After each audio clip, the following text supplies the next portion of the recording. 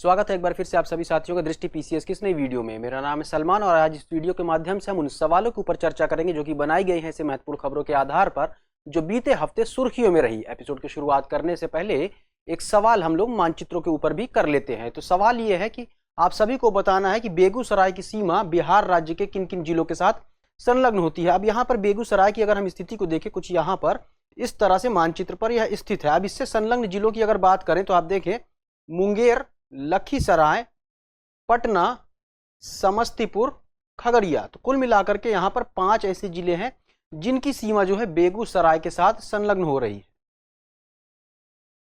तो ये सवाल रहा मानचित्र से जुड़ा हुआ और इस तरह के सवाल कभी कभी पूछ लिए जाते हैं, इसलिए हम इस तरह से एक सवाल को एपिसोड में डालने की कोशिश करते हैं जिससे कि मानचित्र से जुड़ा कोई सवाल आता है, सीमा से संबंधित कोई सवाल आता है, यानी कि जिलों की सीमा से संबंधित कोई सवाल आता है तो उसको आप लोग आसानी से हल कर सके। चलिए देखते हैं कि एपिसोड के पहले सवाल क्या बनाया गया है।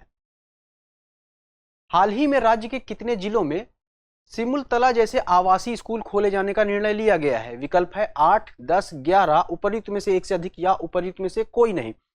लास्ट के जो 2 विकल्प हैं ये प्रत्येक प्रश्न में एज इट इज रहेंगे, तो इन्हें बार बार दोहराने की जरूरत नहीं है। ऊपर के जो 3 विकल्प है मैं इनको दोहराऊंगा, उनको पढ़ूंगा और इन्हीं विकल्पों के अंतर्गत जो भी सही जवाब होगा हम उसको चुन लेंगे। दरअसल अभी हाल ही में बिहार के शिक्षा मंत्री की अध्यक्षता में सिमुलतला शिक्षा सोसाइटी का एक आयोजन किया गया था और इस आयोजन के अंतर्गत सिमुलतला जैसे आवासीय स्कूल खोले जाने का निर्णय लिया गया है और यह बिहार के 11 जिलों में खोला जाएगा। साथ ही साथ इसमें जो शिक्षकों की नियुक्ति प्रक्रिया होगी उसके लिए बिहार लोक सेवा आयोग को जिम्मेवार बनाया गया है, यानी कि बिहार लोक सेवा आयोग इसमें शिक्षकों की नियुक्ति करेगा। साथ ही साथ यहाँ पर एक कमेटी भी बनाई गई है जो कि चयन प्रक्रिया में मदद करेगी। और इस कमेटी की बात करें या हम कुल मिलाकर के कहें कि प्रतिनियुक्ति से संबंधित जो समिति बनाई गई है इसके लिए 5 सदस्यीय समिति का गठन किया गया है, यानी कि 5 सदस्यीय समिति जो है प्रतिनियुक्ति एवं चयन से संबंधित जो भी प्रक्रिया होगी उसमें पार्टिसिपेट करेगी और बिहार लोक सेवा आयोग को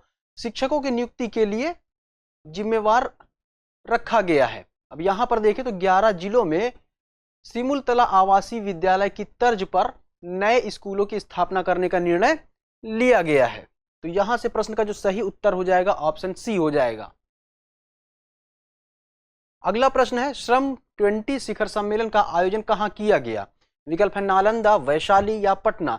तो श्रम 20 शिखर सम्मेलन का आयोजन जो है पटना में किया गया है, तो प्रश्न का सही उत्तर ऑप्शन सी हो जाएगा। इसके अंतर्गत सामाजिक सुरक्षा लाभों को जनता तक कितनी आसानी से पहुंचाया जाए इसके लिए G20 सदस्य देशों और साथ ही साथ जो भी संबद्ध देश हैं उन देशों के मध्य एक बहुतंत्री तंत्र निर्माण करने की बात कही गई है इस शिखर सम्मेलन के अंतर्गत, जिससे कि जो भी सामाजिक सुरक्षा के लाभ हैं वह जनता तक आसानी से पहुंचाया जा सके। इसके अंतर्गत यहाँ पर कुछ अन्य बातें भी की गई हैं। मुख्य रूप से इसमें अगर देखें तो सामाजिक सुरक्षा लाभों को आसानी से जनता तक पहुंचाने के लिए G20 सदस्य देशों और अन्य संबद्ध देशों के बीच एक बहुपक्षीय या बहुतंत्री तंत्र बनाने का संकल्प लिया गया है। साथ ही साथ अगर बात करें यहाँ पर कुछ अन्य बातों की जो कि काफी महत्वपूर्ण हो सकती है परीक्षा के मद्देनजर, तो इसमें यह देखा जाएगा कि श्रमिकों के अंतर्राष्ट्रीय प्रवास, सामाजिक सुरक्षा निधियों की अंतर्राष्ट्रीय स्तर पर आसानी से पहुंच बन सके, इस पर भी इस शिखर सम्मेलन में चर्चा किया गया। तो यहाँ पर 2-3 बातें मुख्य रूप से आप देख सकते हैं। एक तो श्रमिकों के अंतर्राष्ट्रीय प्रवास के ऊपर का मुद्दा उठाया गया, साथ ही साथ सामाजिक सुरक्षा की जो निधियां हैं उसकी अंतर्राष्ट्रीय स्तर पर आसानी से किस तरह से पहुंच बनाई जा सके इस पर भी चर्चा की गई है। साथ ही साथ सामाजिक सुरक्षा से जुड़े जो भी विभिन्न लाभ हैं जनता तक आसानी से पहुंचाने के लिए G20 सदस्य देशों और जो भी अन्य संबद्ध देश है उनके मध्य एक बहुपक्षीय तंत्र बनाने का निर्णय इस शिखर सम्मेलन में लिया गया है। तो प्रश्न का जो सही उत्तर हो जाएगा ऑप्शन सी हो जाएगा, यानी कि इसका आयोजन पटना में किया गया था। और यहां पर अगर देखें इसके अंतर्गत इसमें सार्वभौमिक सामाजिक सुरक्षा और महिलाएं और फ्यूचर ऑफ वर्क जैसे विषयों पर व्यापक चर्चा की गई है। तो ये 2 जो तथ्य हैं ये भी काफी महत्वपूर्ण है यहाँ पर, क्योंकि महिलाओं की अगर बात करें तो यह जो शिखर सम्मेलन किया गया था महिलाओं के बारे में और महिलाओं से संबंधित जो फ्यूचर ऑफ वर्क है उसमें भी चर्चा की गई है। अगला सवाल है हाल ही में निम्नलिखित में से किसे वर्ष 2023 के लिए राष्ट्रीय फ्लोरेंस नाइटिंगेल पुरस्कार से सम्मानित किया गया है? विकल्प है पूजा मिश्र, गायत्री कुमारी, ऋचा पांडे।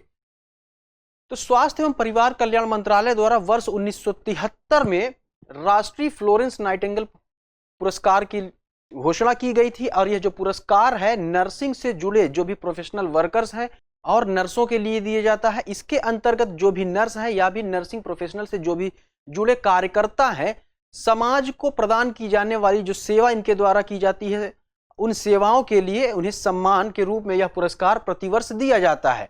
अभी हाल ही में वर्ष 2022 और 23 के राष्ट्रीय फ्लोरेंस नाइटिंगेल पुरस्कार के लिए दिल्ली में एक आयोजन किया गया था। यह आयोजन के अंतर्गत गायत्री कुमारी को राष्ट्रपति द्रौपदी मुर्मू के द्वारा यह पुरस्कार दिया गया है। तो प्रश्न का जो सही उत्तर हो जाएगा ऑप्शन बी हो जाएगा। और इस सम्मान समारोह के अंतर्गत 30 नर्सों को पुरस्कार दिया गया है। वर्ष 2022 और 23 के लिए कुल 30 नर्सों को राष्ट्रीय फ्लोरेंस नाइटिंगेल पुरस्कार प्रदान किया गया है। और गायत्री कुमारी की बात करें तो उनके लिए जो उत्कृष्ट सेवा की गई थी उसके लिए उन्हें यह सम्मान दिया गया है। इन्होंने मुख्य रूप से परिवार नियोजन, टीकाकरण, कोविड-19 महामारी के दौरान एक योद्धा के रूप में कार्य किया, साथ ही साथ पुरुष नसबंदी अभियान में भी बेहतर उपलब्धि इन्होंने हासिल की थी और इन सब कार्यों को देखते हुए उन्हें यह पुरस्कार दिया गया है। अगला सवाल है, निम्नलिखित में से किसने सेंटर स्प्लिट होल्डिंग यानी कि समकोणासन योग में नया वर्ल्ड रिकॉर्ड बनाया है? विकल्प है नेहा मिश्रा, गायत्री कुमारी या स्मिता कुमारी। इस प्रश्न का जो सही उत्तर है स्मिता कुमारी है। अभी हाल ही में स्मिता कुमारी ने तकरीबन 3 घंटा 10 मिनट और 12 सेकंड तक एक ही मुद्रा में खड़े रह करके यह रिकॉर्ड बनाया है। तो प्रश्न का जो सही उत्तर हो जाएगा ऑप्शन सी हो जाएगा, यानी कि स्मिता कुमारी। थोड़ा सा अगर डिटेल में देखें तो बिहार के नालंदा जिले की रहने वाली है ये, और ये 3 घंटा 10 मिनट और 12 सेकंड तक योग की एक ही मुद्रा में खड़ी रह करके उन्होंने यह रिकॉर्ड बनाया है। और ये 29 वर्षीय स्मिता जो है अदानी ग्रुप के हेल्थ केयर डिपार्टमेंट के साथ पिछले 4 सालों से जुड़ी हुई है। तो ये बातें इतनी ज्यादा जरूरी नहीं है, लेकिन यह बात काफी जरूरी है कि यह जो रिकॉर्ड बनाया गया है 3 घंटा 10 मिनट 12 सेकंड तक योग की एक ही मुद्रा में खड़ा रहना अपने आप में बहुत ही बड़ी बात होती है, जिसकी वजह से यह एक नया वर्ल्ड रिकॉर्ड बन गया है। तो प्रश्न का सही उत्तर हो जाएगा ऑप्शन सी हो जाएगा। अगला प्रश्न है, राज्य का वह एकमात्र जिला कौन सा है जहां पर्यटन समिति का गठन किया गया है? पटना, रोहतास या फिर भागलपुर। दरअसल अभी हाल ही में बिहार राज्य में तकरीबन 17,500 सहकारी समितियों को बंद कर दिया गया है।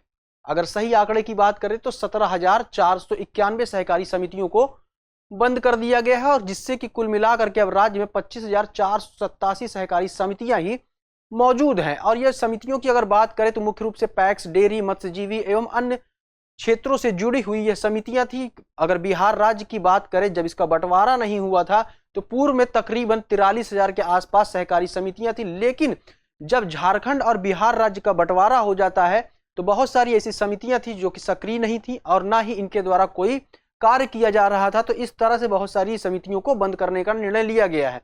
इसके अलावा अगर बात करें तो अब राज्य में सिर्फ 8 SC/ST सहकारी समितियां ही बची हैं। वहीं अगर बात करें अन्य जिलों की तो इसमें मुख्य रूप से लखीसराय, मुजफ्फरपुर में 1-1 तथा नालंदा व पटना में 3-3 समितियां मौजूद हैं। वहीं दरभंगा व सिवान में एक भी महिला कल्याण समिति नहीं है। तो दरभंगा और सिवान जो जिले हैं ये तथ्यात्मक रूप से महत्वपूर्ण हो जाते हैं, क्योंकि यहाँ पर महिलाओं से संबंधित यानी महिला कल्याण से संबंधित कोई भी समिति नहीं है। वहीं पर्यटन समिति की अगर बात करें तो यह केवल पटना में है। पटना को छोड़कर राज्य में कहीं भी पर्यटन समिति नहीं है और पटना में 5 पर्यटन समितियां मौजूद हैं। तो प्रश्न का जो सही उत्तर हो जाएगा पटना हो जाएगा, यानी कि विकल्प ए इस प्रश्न का सही उत्तर है। अगला सवाल है, तुतला भवानी झरना कहां स्थित है? विकल्प रोहतास, पटना या फिर भागलपुर। तो प्रश्न का जो सही उत्तर है ऑप्शन ए यानी कि रोहतास। तुतला भवानी झरना जो है रोहतास जिले में है। और यहां पर बात करें तो यहां पर तुतला भवानी झरना की अगर बात करें जो कि रोहतास जिले में स्थित है, तो यहां का जो दृश्य है काफी मनमोहक है। इसके अलावा यहां पर देवी मां तुतला भवानी का मंदिर भी है और महिषासुर मर्दिनी की प्रतिमा जो है तुतराही जलप्रपात के मध्य में स्थापित की गई है और इसे तुतला धाम के नाम से भी जाना जाता है। तो यहां से प्रश्न का जो सही उत्तर हो जाएगा ऑप्शन ए हो जाएगा, यानी कि तुतला भवानी वाटरफॉल झरना जो है बिहार के रोहतास जिले में स्थित है। सभ्यता द्वार कहां स्थित है? विकल्प है पटना, वैशाली, नालंदा। सभ्यता द्वार की अगर बात करें तो ये मौर्य शैली में निर्मित है और लाल बलुआ पर्वत से इसका निर्माण किया गया है और यह बिहार के पटना जिले में स्थित है। तो इस प्रश्न का जो सही उत्तर हो जाएगा ऑप्शन ए हो जाएगा। और यह पटना के एक प्रमुख स्मारकों में गिना जाता है क्योंकि यह पटना की जो समृद्ध विरासत है उसका एक प्रतीक है और यहाँ पर बिहार से जुड़े महापुरुषों का अवलोकन लिखा गया है। और जैसा कि मैंने पहले ही बताया कि इसका निर्माण जो है लाल बलुआ पत्थर से किया गया है। तो यहाँ पर यह बात काफी महत्वपूर्ण हो जाती है क्योंकि कभी कभी पूछ लेता है कि सभ्यता द्वार के निर्माण के दौरान किन पत्थरों का प्रयोग किया गया है। तो लाल बलुआ पत्थर का निर्माण किया गया है और इसका निर्माण जो है मौर्य शैली में किया गया है। तो ये दो बातें काफी महत्वपूर्ण हो जाती हैं सभ्यता द्वार से जोड़ करके। अगला सवाल देख लेते हैं। अगले सवाल को देखने से पहले आप सभी विद्यार्थियों के लिए एक सूचना है। सूचना ये है कि 69वीं बीपीएससी प्रीलिम्स की जो परीक्षा आयोजित की जाएगी लोक सेवा आयोग के द्वारा, उसके लिए दृष्टि संस्थान की ओर से ऑनलाइन मोड पर दृष्टि लर्निंग ऐप के माध्यम से कक्षाएं शुरू कर दी गई हैं। इससे संबंधित कोई क्वेरी है, कोई जानकारी आप चाहते हैं या कोई अन्य जानकारी आप चाहते हैं तो इस दिए गए संपर्क नंबर पर कॉल करके जानकारी प्राप्त कर सकते हैं। साथ ही साथ इस कोर्स में प्रवेश लेकर के अपनी तैयारी को और बेहतर तरीके से आगे बढ़ा सकते हैं। चलिए बात कर लेते हैं अगले सवाल के ऊपर। सवाल बनाया गया, हाल ही में निम्नलिखित में से किस देश ने समलैंगिक विवाह को वैध घोषित किया है? विकल्प है बुल्गारिया, एस्टोनिया या फिर रोमानिया। तो दरअसल समानता और समावेशी विकास के अंतर्गत एस्टोनिया की संसद ने एक महत्वपूर्ण कानून को पारित किया है जो कि समलैंगिक विवाह को वैध ठहराता है। तो प्रश्न का जो सही उत्तर हो जाएगा ऑप्शन बी हो जाएगा। और यह जो कानून है यह 1 जनवरी 2024 से प्रभावी हो जाएगा। और इस कानून की अगर बात करें तो यह कानून जो है एस्टोनिया में LGBTQ+ समुदाय के लिए एक महत्वपूर्ण परिवर्तन के रूप में देखा जा रहा है। तो प्रश्न का जो सही उत्तर हो जाएगा ऑप्शन बी यानी कि एस्टोनिया। अगला प्रश्न है, जोहा चावल का संबंध निम्नलिखित में से किस राज्य से है? विकल्प है महाराष्ट्र, असम, बिहार।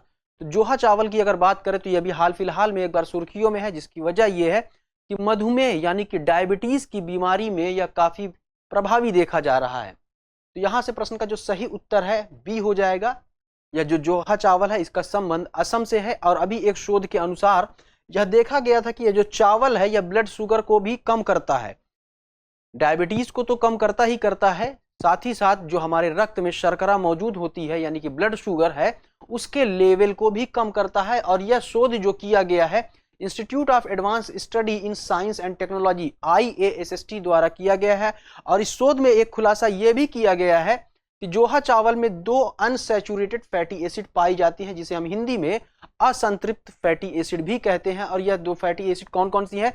लिनोलिक एसिड जिसे ओमेगा 6 भी कहते हैं और लिनोलेनिक एसिड जिसे ओमेगा 3 भी कहते हैं। ओमेगा 3 फैटी एसिड और ओमेगा 6 फैटी एसिड जो कि अनसैचुरेटेड फैटी एसिड है इसमें पाई जाती है। और बात करें यह किसके लिए कारगर है तो चावल यह जो है यह मधुमेह को रोकने में काफी प्रभावी है, साथ ही साथ ब्लड शुगर लेवल को भी यह कम करता है। तो यह कुल मिलाकर के जो बात रही जोहा चावल से रही जो कि असम से जुड़ा हुआ है यानी कि इसका संबंध जो है असम से है। अगला सवाल बनाया गया, हाल ही में खबरों में रहा हेलियोपोलिस स्मारक कहां स्थित है? विकल्प है जॉर्डन, मिस्र, ईरान। तो हेलियोपोलिस स्मारक जो है यह मिस्र में है। दरअसल अभी हाल ही में भारत के प्रधानमंत्री नरेंद्र मोदी जी मिस्र की यात्रा पर थे और इस दौरान वह इस स्मारक पर भी गए थे क्योंकि यहां पर प्रथम विश्व युद्ध के दौरान मिस्र और फिलिस्तीन में लड़ने वाले भारतीय सैनिकों की वीरता और बलिदान के लिए यह स्मारक जाना जाता है। यानी कि प्रथम विश्व युद्ध के दौरान यहाँ पर जो युद्ध हुआ था उसमें मिस्र और फिलिस्तीन में जो भी भारतीय सैनिक थे उन्होंने अपनी वीरता का परिचय देते हुए अपने प्राणों की आहुति तक दी थी, जिसकी वजह से यह जो स्मारक है काफी प्रसिद्ध, काफी फेमस है। और प्रधानमंत्री नरेंद्र मोदी ने यहाँ पर अभी विजिट किया है। यह कहाँ पर है? मिस्र के काहिरा में स्थित है। तो ये रहा आज के एपिसोड का अंतिम सवाल और इस अंतिम सवाल के साथ आज के एपिसोड का हम यहीं पर विराम देते हैं। हमें उम्मीद है इन प्रश्नों के माध्यम से जिन सूचनाओं और तथ्यों को आप सभी तक पहुंचाया गया वो आगामी प्रश्न पत्र में आप सभी के लिए काफी महत्वपूर्ण साबित होंगे। यदि कोई आपका सुझाव है, कोई क्वेरी है तो आप सभी सादर आमंत्रित हैं। तो मिलते हैं अगले एपिसोड में कुछ नए प्रश्नों के साथ। तब तक पढ़ते रहें, आगे बढ़ते रहें। जय हिंद।